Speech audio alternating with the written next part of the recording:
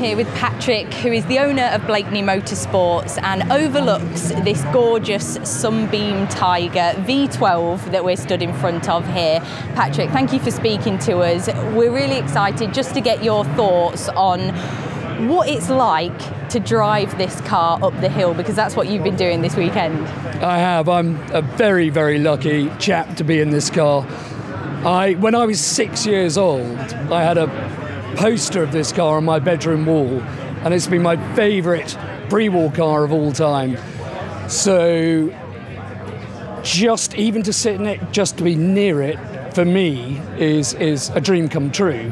But actually to drive it at Goodwood up the hill, it's sort of beyond words. For me, almost a little bit emotional.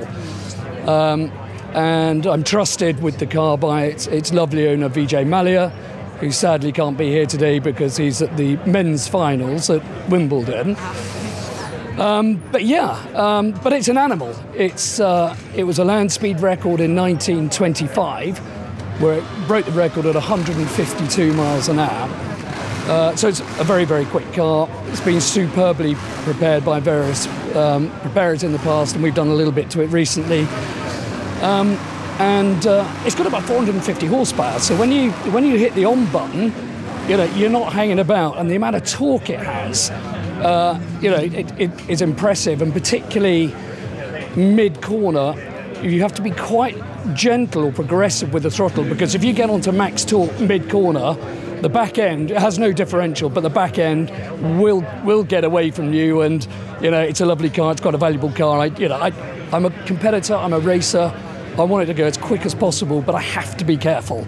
And Goodwood is pretty unforgiving, as we've seen throughout the weekend. So, but it's a joy. The gearbox is quite tricky. It's a pre-selected gearbox, so you move a little lever into first gear, then you dump the clutch, and when you lift the clutch up, you'll then accelerate away in first gear. And as you're accelerating with it burning the tyres and you're trying to control it, you move the little lever into second gear, but it doesn't change gear at that point. You then have to hit the clutch again to engage second. So I go for the first couple of corners in second, then up to third, by which point you're travelling, you're coming up to Moulcombe, which is an incredibly scary corner that I've got a huge amount of respect for. But you've got to remember then to move the lever forwards into second. As you get to Moulcombe, you're braking, you're holding on to everything, you're trying to keep the fuel pressure up, and then you've got to dump the clutch in the middle of this, get it into second, and then hopefully negotiate Moulcombe successfully, blat it up in between the walls. It revs quite a lot, this engine. The owner's taken it to 7,500 revs. But I want to look after it, so I'm using about 6. But even through the helmet, through the wall, it sounds fantastic. A little bit of attitude going through the first right-hander, bit of a squeaky moment because there's hay bales everywhere, and then pretty much flat to the end and nicking third at the end. But it's amazing. We did an okay time this morning, and hopefully we'll go a bit quicker this afternoon. Yeah, so it certainly lives up to its name, and I'm glad you've sort of spoken to us about what it's like through the corners, because for a purpose-built car that was built for land speed record and for Grand Prix circuit racing, the handling of this car, like you say, is you've got to be so gentle with it going around a corner, because it is also designed to go really fast in a straight line. Yeah, indeed, but as you correctly say, it ran in Grand Prix in period and led a couple of Grand Prix. So, it is a racing car and a land speed record car. The handling's okay. It's obviously a big, heavy car, but there's a lot of grip. And I think the only sort of slight sort of nervous moment I had was coming into Moulcombe and getting some lock to turn it in, and I immediately started to feel it understeer. And that's obviously the last thing you want at Moulcombe, because once you're on the grass, it's all over. But if I haven't driven the car much. I need to drive it more and more. But I can tell in time when I get my confidence up with the car, you should be able to steer it mostly on the throttle, which obviously looks exciting, but it's a much nicer way to drive any car. And you're the driver, and like you say, you overlook this car and work your engineering magic on it as well. What does it take to look after a car of this calibre? I think The key thing, you know, we race prepare all sorts of cars from the 20s right up until the 70s and 80s. And every car, the ethos to every car is the same.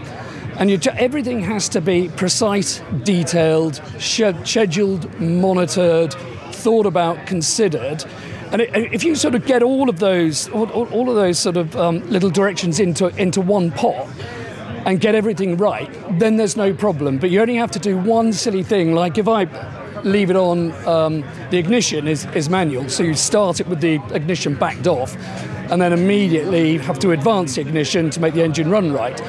But the car will run with the ignition backed off, but it'll get hot, maybe melt a piston, and there's about, I don't know, 15 or 20 different things to remember. Fuel pressure, it has got a pump on the engine which pressurizes the fuel tank, but you have to prime that with the hand pump.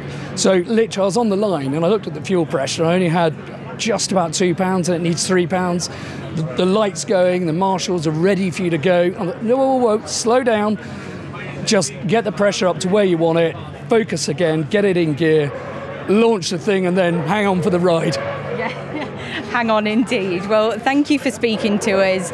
Like we've said, it sounds amazing, it looks amazing, and it must feel amazing as well, taking up the hill at such a prestigious event like the Festival of Speed. Well, it does. You know, the Festival of Speed, you know, along with all of the other Goodwood events, are the pinnacle of anything you can do, in my humble opinion, the pinnacle of anything you can do, particularly with historic motorsport.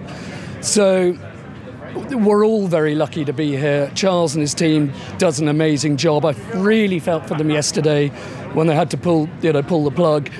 But on the upside, me and my team went to Bognor Regis, of all places, and went on the bumper cars, which was quite fun. But no, thank you to Goodwood for making this possible for all of us. Very, very lucky drivers. Thank you, Patrick. Pleasure.